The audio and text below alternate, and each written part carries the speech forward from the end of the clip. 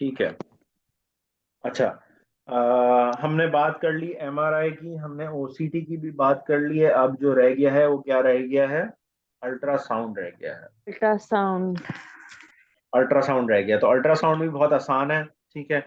Ultrasound जो है वो, जिस तरह हमने बात की ऑप्टिकल कोहेरेंस टोमोग्राफी, उसमें इंफ्रारेड वेव्स यूज हो रही हैं। ठीक है। ऑप्टिकल प्रॉपर्टीज, और उसकी वजह से जो उसकी दांत की जो ऑप्टिकल प्रॉपर्टीज होती हैं, वो उसका क्रॉस सेक्शन निकल कर आ जाता है। इसी तरह जो अल्ट्रासाउंड है वो ऑस्किलेटिंग वेव्स को यूज करता है। ठीक है। और ऑस्किलेटिंग वेव्स जो है वो एक साउंड वेव होती है जो कि स्ट्रक्चर से टकराती है, और जिस तरह वो दांत के अंदर से आपने गुजारी तो वो स्ट्रक्चर से टकरा इनेमल के स्ट्रक्चर से टकराएगी और फिर पीछे आएगी। इसी तरह डेंटिन से टकराएगी, पीछे आएगी। जब वो इनेमल से टकरा कर पीछे आएगी तो एक ट्रांसड्यूसर है, वो उसको ट्रांसड्यूसर जो है वो उसको रिसीव कर लेगा और उसको इलेक्ट्रिकल सिग्नल्स में जनरेट करेगा, और वो इलेक्ट्रिकल सिग्नल से एक इमेज क्रिएट हो जाएगी। इमेज किस तरह इलेक्ट्रिकल सिग्नल से क्रिएट होगी कि वो इमेज को एम्पलीफाई किया जाएगा, और एम्पलीफाई करने के बाद उसको डिस्प्ले किया जाएगा ग्रे स्केल में। अल्ट्रासाउंड सबको पता होगा कि नॉर्मल अल्ट्रासाउंड किस तरह होता है, ये भी उसी तरह ही होता है। ठीक है। समझ में आ गया मैकेनिज्म ऑफ एक्शन सबको? एक और दफा जी रिपीट सर। कर दो। एक साउंड सर वेव है। आपने ये बताया रिपीट कि प्लीज। हाँ, हाँ, कौन रिपीट करा? साउंड रिपीट वेव्स करें। हैं प्रोड्यूसर। हाँ। आपने बताया कि साउंड वेव जो ना वो प्रोड्यूस होती हैं, वो इमेज के साथ टकराती हैं और फिर एक ट्रांसड्यूसर भूल गया। हाँ, मैं बता देता हूँ, बहुत आसान है। देखें, लेट सपोज ये दांत है। ठीक है। ये दांत है और ये अल्ट्रासाउंड है। ठीक है। अब समझे दांत का इनेमल है और ये दांत की डेंटीन है। अब ये अल्ट्रासाउंड की जो मशीन है, अल्ट्रासाउंड की मशीन से यहां से क्या निकला? यहां से सिग्नल जनरेट हो, यहां से साउंड वेव्स आए। जो साउंड वेव्स आए वो जब इधर टकराएंगे तो रिफ्लेक्ट बैक होंगे। ठीक है। रिफ्लेक्ट बैक किधर होंगे? एक ट्रांसड्यूसर को रिफ्लेक्ट बैक होंगे। इसी तरह नीचे वाले जो वेव्स थी, हम्म। साउंड वेव्स, वो भी डेंटीन पे भी टकरा कर पीछे जाएंगी। तो ये वेव जो है ये ट्रांसड्यूसर के पास जाती हैं, और उस ट्रांसड्यूसर का काम होता है कि इन वेव्स को जो टकराई है पीछे आके, जाहिर सी बात है पहले एनेमल की टकराई होगी, फिर साउंड वेव, जाहिर सी बात है साउंड वेव है ना, वो पहले करीब की जगह पे टकराएगी, फिर दूर की जगह पे टकराएगी, फिर वो टकरा कर रिफ्लेक्ट बैक होकर ट्रांसड्यूसर पे जाएगी। ट्रांसड्यूसर उन वेव को इलेक्ट्रिकल सिग्नल में चेंज करेगा, उनको एम्पलीफाई करेगा, और फिर उनको प्रोसेस करके ग्रे स्केल में डाल देगा।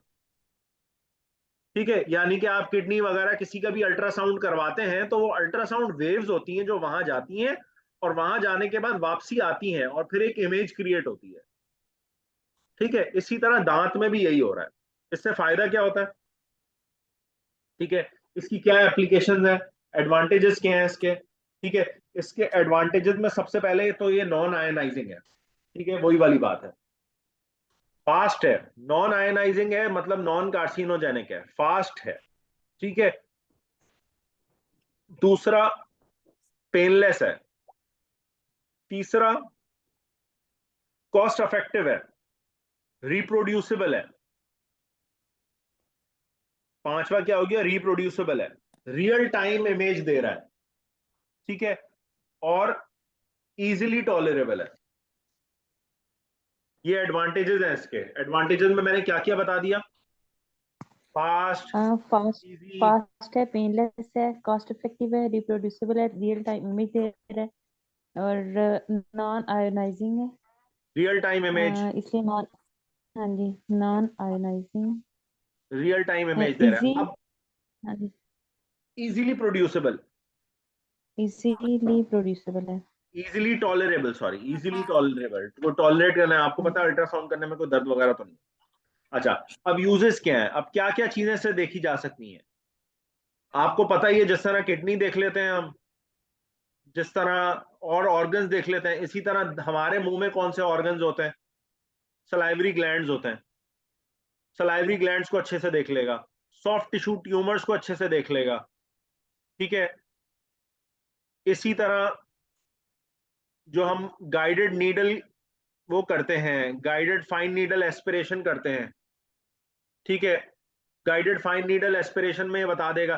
कभी कभार आपने देखा होगा कि आप लोगों को पता हो नहीं पता हो कि जब भी कोई फेस्ट्यूला वगैरह देखना होता है, खास तौर पे किसी बॉडी में किसी जगह पे फेस्ट्यूला बन जाए जो कि दो कैविटीज को कनेक्ट कर रहा होता है, तो उस फेस्ट्यूला की ओपनिंग और क्लोज जहां से वो ओपन हो रहा होता है उसका पाथवे देखने के लिए अल्ट्रासाउंड करवाते हैं। इसी तरह ये अल्ट्रासाउंड इसलिए करवाते हैं ताकि ये रियल टाइम में अगर हो रहा हो, तो अगर किसी को guided fine needle aspiration biopsy करनी है तो वो guided fine needle aspiration biopsy with the help of ultrasound कर सकता है। इसके अलावा टंग कैंसर को देखना है तो उसकी थिकनेस पता चल जाएगी, यानी कि कोई भी सॉफ्ट टिश्यू के कैंसर को देखना है तो उसकी थिकनेस पता चल जाएगी। मेटास्टेसाइज पता कर सकते हैं कि कितना कितना अंदर तक लीजन के अंदर मेटास्टाइज हो सकता है। दांत के अंदर बात की जाए तो क्रैक्स को बहुत अच्छे देख सकता है, डेंटिनल क्रैक्स का पता चल सकता है बहुत अच्छे से, ठीक है, क्योंकि एनेमल और डेंटिन को पेनिट्रेट कर सकता है। इसी तरह कहीं से अगर आपका कैरियस लीजन रीमिनलाइज हो रहा है या कैरियस लीजन जो है वो पल्प को इंक्रोच कर रहा है तो वहां पे पता चल सकता है। पेरीएपिकल लीजन्स को आइडेंटिफाई करने में पता चल सकता है। पोस्ट ऑफ हीलिंग को बताया जा सकता है और जिंजरल टिश्यू की थिकनेस को भी बताया जा सकता है अगर मैंडिबुलर कॉर्टेक्स, क्योंकि बोन को इतनी अच्छी तरह से पेनिट्रेट नहीं करता, अगर कॉर्टिकल एरिया मैक्सिला का कॉर्टेक्स कॉर्टिकल बोन जो है वो आपकी पतली होती है तो वहां पे मैक्सिलरी वहां पे जो है वो जिंजरल टिश्यू की थिकनेस भी बताई जा सकती है इसके थ्रू, ठीक है। और इसी तरह पेरिएपिकल रेडियोल्यूसेंसी बता सकता है उन एरियाज में जहां पे कॉर्टेक्स थिन हो, ठीक है। तो हमने यूजेस की बात कर, पहले तो दोबारा रिपीट कर लेते हैं अल्ट्रासाउंड में क्या है भाई। अल्ट्रासाउंड वेव्स हैं, ठीक है। अल्ट्रासाउंड वेव्स कहाँ जाएंगी? अल्ट्रासाउंड वेव्स अल्ट्रासाउंड मशीन से निकलेंगी और वो नीचे अपनी जहाँ पे एरिया ऑफ इंटरेस्ट है वहां टकराएंगी और रिफ्लेक्ट बैक होंगी। रिफ्लेक्ट बैक होकर कहाँ जाएंगे? ट्रांसड्यूसर पे जाएंगे। ट्रांसड्यूसर उनको इलेक्ट्रिकल सिग्नल्स में चेंज करेगा और उनको एम्पलीफाई करेगा, उनको प्रोसेस करेगा और ग्रे स्केल इमेज में डाल देगा, ठीक है। जब वो ग्रे स्केल इमेज आपके पास निकल कर आएगी तो वो ग्रे स्केल इमेज की बेसिस पे आप इमेज। आइडेंटिफाई कर सकते हैं। इसके एडवांटेजेस मैंने बताया था कि इजी है, रियल टाइम प्रोसेसिंग देता है, पेनलेस है, टॉलरेबल है, आपका क्या कहते हैं, नॉन आयनाइजिंग है, फास्ट है, कॉस्ट इफेक्टिव है, ठीक है, रिप्रोड्यूसिबल है, रिप्रोड्यूसिबल है। ठीक है। बस तो ये ये है। इसके एडवांटेजेस थे। और यूजेस में मैंने आपको बता दिया कि जितने तरह के सॉफ्ट टिश्यू ट्यूमर्स हैं, जितने तरह के टंग कैंसर्स हैं, साइवरी सलाइवरी ग्लैंड्स को, ग्लैंड्स हैं, इनको बताएगा। दांतों में एपेंडिक्स, हमारे हवाले से क्या काम है? अल्ट्रासाउंड का क्रैक बता देगा, ठीक है। क्रैक्स बता देगा, असेस करेगा, केरियस लीजन्स को, पेरिएपिकल लीजन्स को, जिंजिवल टिश्यू थिकनेस को बता देगा, पोस्ट ऑफ हीलिंग बिल्कुल, बता देगा, पेरिएपिकल रेडियोलिसेंसी वो बता देगा। एग्जैक्टली हाँ, exactly. ये ठीक है। तो मेरे ख्याल से आप लोगों के हिसाब से मुझे बताएं टॉपिक में कुछ रह गया है कि सब कवर हो गया है?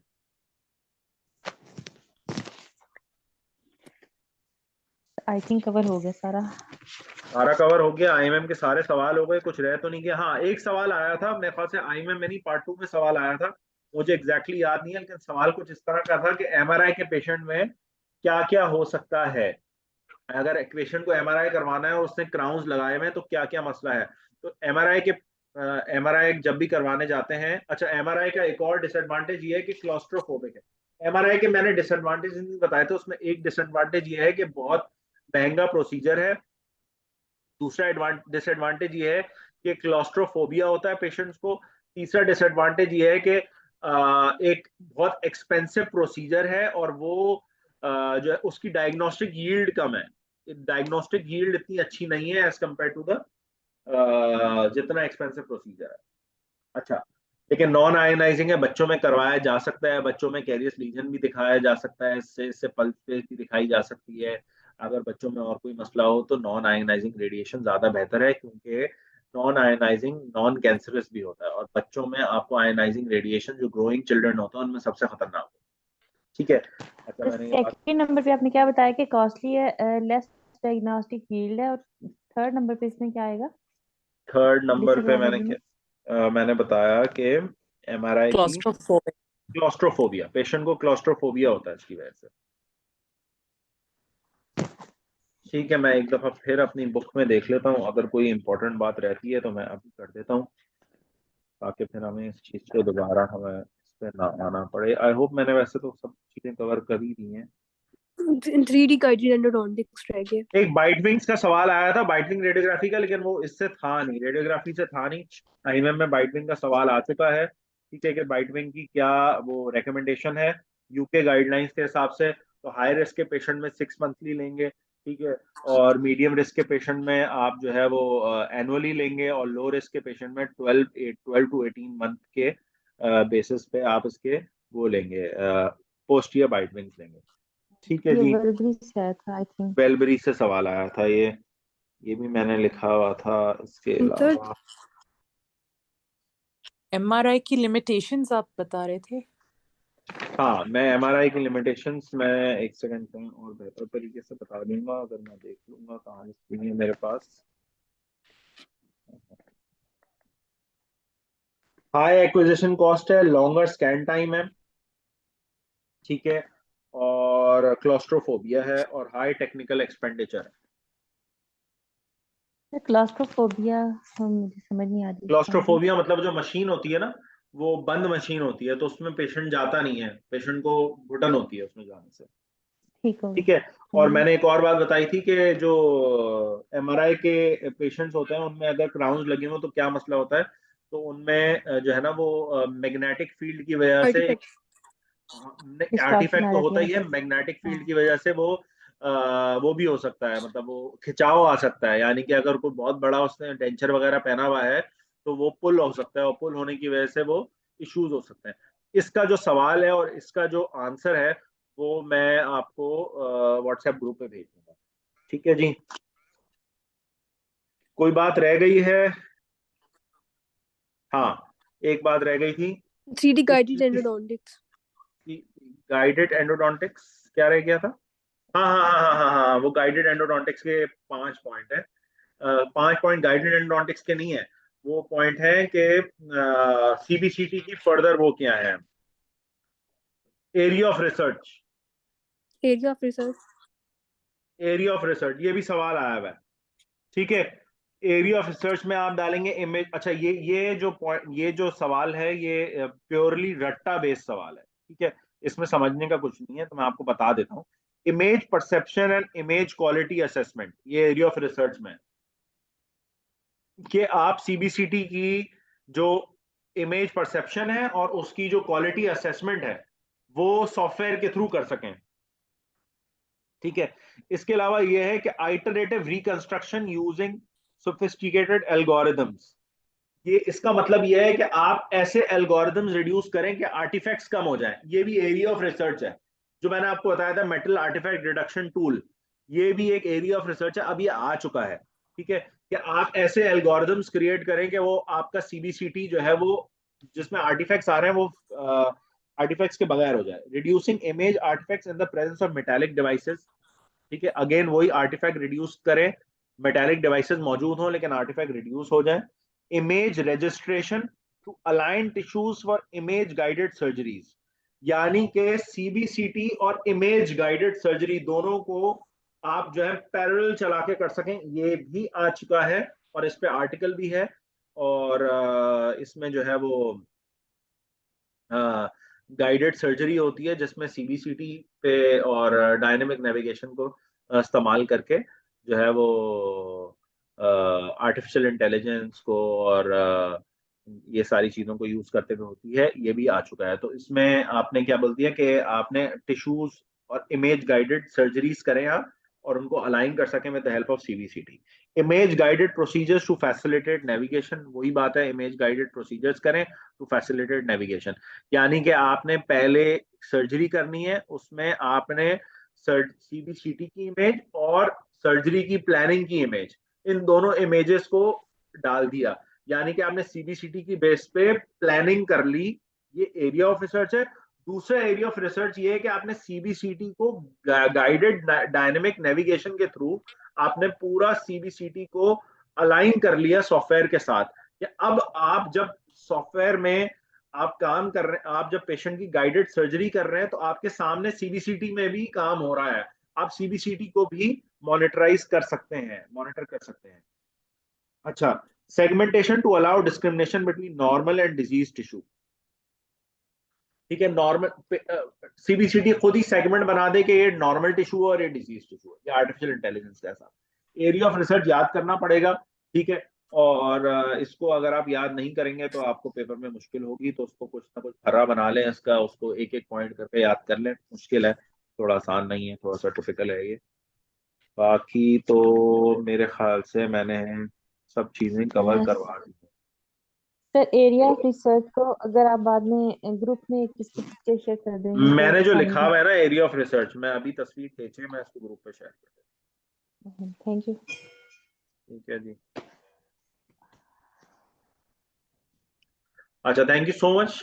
Sorry for all the interruption start में, और जो भी सारी बीच में चीजें हुई। किसी को कोई भी चीज पूछनी हो इस हवाले से, कोई भी आपको चाहिए हो, आर्टिकल्स वगैरह चाहिए हो जिनमें से मैंने अल्ट्रासाउंड, ओसीटी, एमआरआई वगैरह कर बताया है, या छोटी छोटी चीजें, वो मैं ग्रुप पे शेयर कर दूंगा। ठीक है जी। Thank you so much for your presence and thank you so much for being such a good audience. ठीक है। सर एक क्वेश्चन रह हाँ गया। जी जी जी, बोले बोले बोले बोले। 3D guided endodontics। 3D guided endodontics तो वो मेरा रिकॉर्डेड लेक्चर है, वो मैं आपको वो आपको मैं उस पे अभी भेज देता हूँ ग्रुप पे। ठीक है, तो उसको देख लें, और देखें बहुत सारी ऐसी चीजें हैं जो आप सर टाइम एग्जाम से पहले इम्पोर्टेंट चैप्टर्स हैं, उनको देखें। उनको जल्दी करा इम्पोर्ट लें जो इम्पोर्टेंट। आपको आज रात करना है, आज रात हो जाएंगे। We have a very good library of recorded lectures on cleaning, shaping, obturation, endodontics. We will be repeating those chapters. I will share those videos. Nearly 4-4 घंटे की वीडियोस हैं हर टॉपिक पे, और बहुत डिटेल्ड में, बहुत मजा आएगा आपको लेक्चर सुनने में। और 200-250 लोग पहले सुन भी चुके हैं उन कुछ लेक्चर्स को। तो आप वो लेक्चर्स, मेरे ही लेक्चर्स हैं, पिछली दफा रिकॉर्ड हुए थे वो लेक्चर्स, वो आप लोगों के लिए इसीलिए अवेलेबल हैं ताकि आप लोग देख लें। दोबारा भी लेक्चर्स होंगे, तो अगर आप लोगों को लग रहा है कि वो टॉपिक्स रिकॉर्ड पड़े हुए हैं और हमने अपना काम निपटा दिया और आपको दे दिया, ऐसा नहीं है। हम उस पे भी वर्किंग कर रहे हैं, और वो भी इंशाल्लाह होपफुली कल क्लीनिंग शेपिंग का chapter, hopefully, I don't promise for tomorrow, but I will try my level best to take the cleaning shaping chapter tomorrow, ताकि आप लोगों का आसान हो जाए। क्लीनिंग शेपिंग के टॉपिक में जो सिर्फ नहीं मौजूद है पार्ट, वो क्लीनिंग शेपिंग जो आखिर में इरिगेशन डिवाइसेस हैं वो नहीं मौजूद। ठीक है, इसके अलावा क्लीनिंग शेपिंग का पूरा chapter from A to G, book by book, हर चीज कवर हुई हुई है। ठीक है, मेरी आदत है, और उसमें डायनेमिक नेविगेशन भी कवर हुआ हुआ है, और उसमें स्टैटिक गाइडेंस भी कवर हुआ हुआ है। ठीक है, तो ये सारे गाइडेड प्रोसीजर्स सर दो इनके तरह के लिंक होते शेयर कर दीजिएगा। हैं। मैं शेयर, स्टैटिक प्रोसीजर्स होते हैं, गाइडेड सर प्रोसीजर्स, इन टॉपिक्स के ना मैं सब शेयर कर रहा हूँ अभी ग्रुप पे। ठीक है, 3 लेक्चर्स हैं, और जो रीट्रीटमेंट है, रीट्रीटमेंट के तो एक दफा नहीं 2 दफा लेक्चर्स हो चुके हैं, और दोनों दफा के लेक्चर्स अपलोडेड है यूट्यूब पे। ठीक है, तो वो भी आप लोग देख लें। इसके अलावा आप लोगों को इस दफा भी नई नई चीजें ऐड करके और टॉपिक को समराइज करके भी पढ़ाया जाएगा, इंशाल्लाह आपके एग्जाम से पहले ही कवर होगा।